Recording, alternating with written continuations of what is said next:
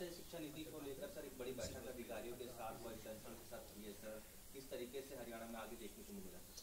देखिए, राष्ट्रीय शिक्षा नीति 2020 इसको हरियाणा में 2025 तक पूरी तरह लागू करने का संकल्प ये हरियाणा की सरकार ने लिया है।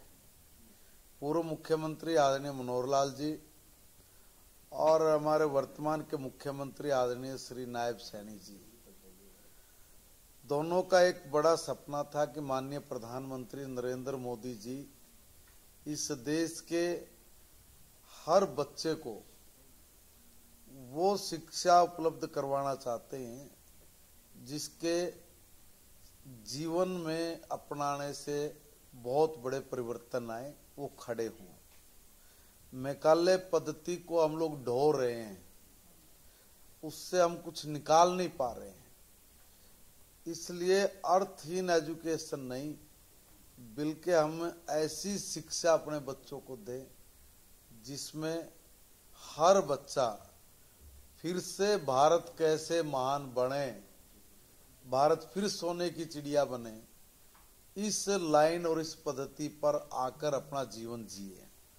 सोने की चिड़िया ऐसे ही नहीं बना था, भारत महान ऐसे ही नहीं है, इसकी कुछ विशेषताएं हैं और वो विशेषताएं सिर्फ और सिर्फ एजुकेशन से मिल सकती हैं।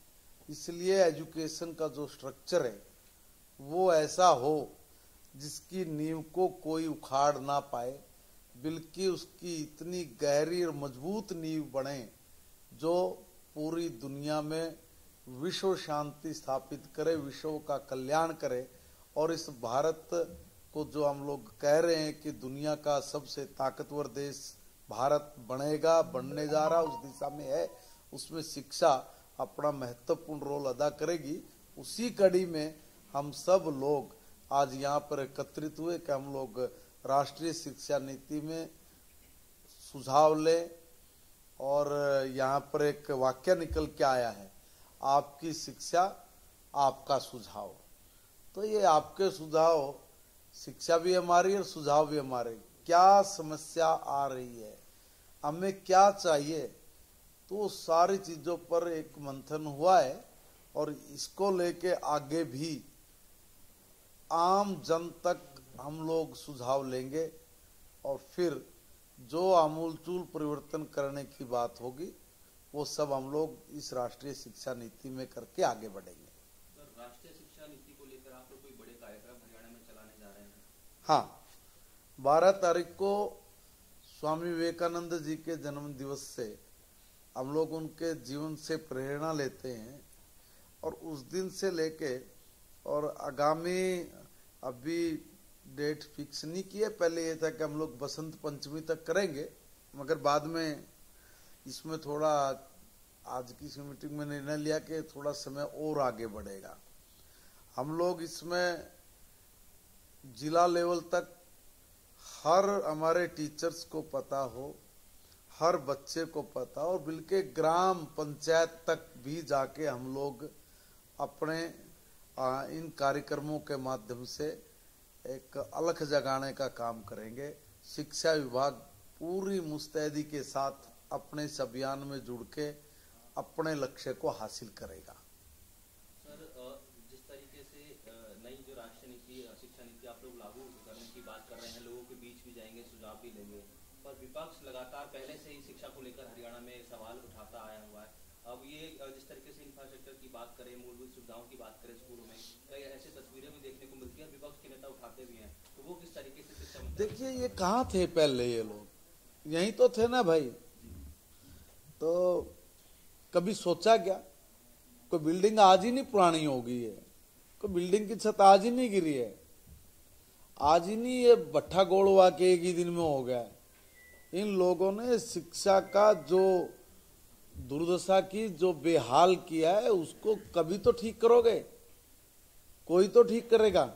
इसलिए जब भी कोई व्यक्ति तो या कोई राजनीतिक मजबूत सोच अगर इस तरह के स्टेप उठाती है तो ये कमजोर राजनीतिक सोच वाले लोग इसी तरह का अड़ंगा डाल के अपनी उपस्थिति दर्ज कराने का काम करते हैं। अब वो अपनी उपस्थिति दर्ज करा रहे हैं, देखिए, भारत अब बदल चुका है। अब भारत कमजोर राजनीतिक सोच के साथ नहीं, एक बहुत मजबूत राजनीतिक सोच के साथ दुनिया में खड़ा है। और यही राजनीतिक मजबूत सोच है जो दुनिया में किसी के साथ भी आंख से आंख मिला के बात करती है। ठीक है, बोलने वाला बोलेगा, उसका कोई हम कुछ नहीं कहेंगे, उनका काम है वो अपना करे, हमारा काम हम अपना काम करेंगे।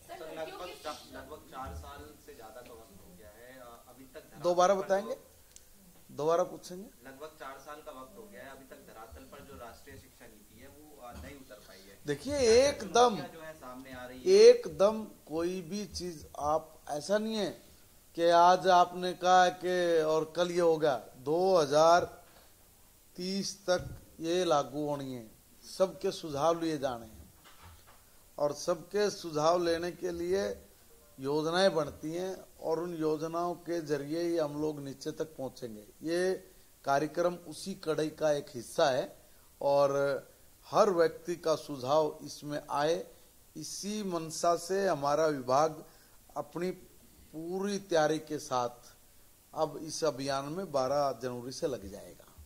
सर, हरियाणा में कई ऐसे गांव भी हैं जहां बेसिक जो मूलभूत सुविधा है शिक्षा को लेकर वो उपलब्ध नहीं है, तो इंफ्रास्ट्रक्चर को किस तरीके से बढ़ाएंगे और किस तरीके से वहां पर उन बच्चों को लेकर आएंगे? क्योंकि बहुत सारे ऐसे गांव भी है जहां पर गर्ल्स फीमेल जो ड्रॉप आउट रेट है वो भी ज्यादा है और लोग जो है वो फीमेल्स को अभी भी स्कूल्स तक नहीं भेजते, तो आप किस तरीके से वो तमाम चीजों को लेकर शिक्षित करेंगे?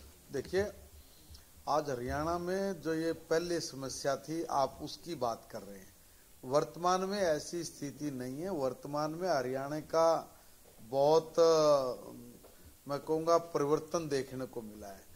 पहले ये जरूर था कि वे +2 के बाद हमारी बच्चियों को पढ़ाने में माँ बाप थोड़ा हिचकिचाता था कि भाई शहर में भेजेंगे, दूर यूनिवर्सिटी में जाना पड़ेगा। अब तो हमने ऐसा काम किया कि हर 20 किलोमीटर के दायरे में एक गवर्नमेंट कॉलेज है, बच्चियों का कॉलेज है। और आपको हैरानी होगी कि 2500, 3000, 4-4 इस तरह की स्ट्रेंथ आज हमारे हर कॉलेज में है। अब नहीं तो ये बच्चियां जाती नहीं थी। आज हमारी यूनिवर्सिटी ने जिस तरह का अपने कॉलेजेस की संख्या बढ़ा के बच्चियों पे विशेष फोकस करने का काम किया है, उसमें हरियाणा की सरकार अपने सारे एजुकेशन सिस्टम के साथ मिलके इसमें और गति लेके आने का काम कर रही है और उसी कड़ी में ही ये सारे कार्यक्रम है। कोई कमी बचेगी नहीं। स्ट्रक्चर से लेके और जो भी मूलभूत सुविधाएं उस सब में हरियाणा की सरकार अपने काम में लगी हुई है। आने वाले दिनों में इसमें आप बेहतर परिणाम देखने को आप सब लोगों को मिलेंगे। मंत्री जी, एक सवाल हमेशा हरियाणा सरकार से, बीजेपी की सरकार से पिछले 10 सालों में पूछा जाता रहा है, कांग्रेस के द्वारा भी और आम आदमी पार्टी जो दिल्ली वाली सरकार है वो भी कहते हैं कि भाई आप लोग सरकारी स्कूल को तो बढ़ावा देते नहीं हो, प्राइवेट स्कूल ज्यादा फल फूल रहे हैं और प्राइवेट और गवर्नमेंट स्कूल बंद हो रहे हैं हरियाणा। देखिए, क्या बोलेंगे और उनके पास बोलने के लिए कुछ नहीं है। ये ऐसे लोग हैं, नाच ना आवे आंगन टेढ़ा, कि अपनी खाल, अपनी जमड़ी, अपनी दमड़ी बचा के रखने के लिए, अपने पॉलिटिकल वर्चस्व को बचा के रखने के लिए ये इस तरह के उल जुल बयान देते हैं। इनको ज्यादा महत्व देने की जरूरत नहीं है।